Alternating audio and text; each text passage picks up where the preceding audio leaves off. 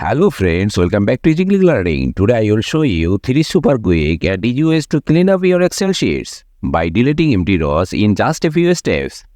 Let's jump right in.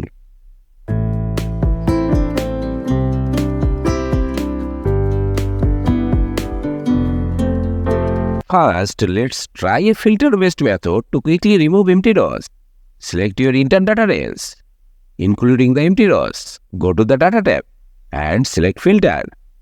This adds filter arrows to each column.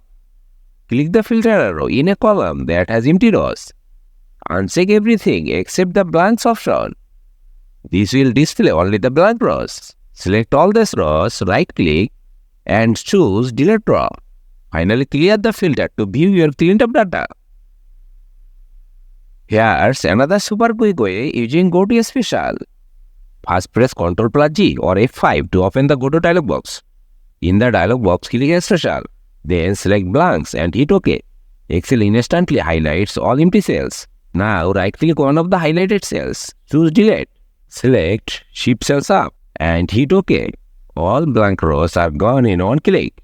And that's it. Your sheet is clean and ready.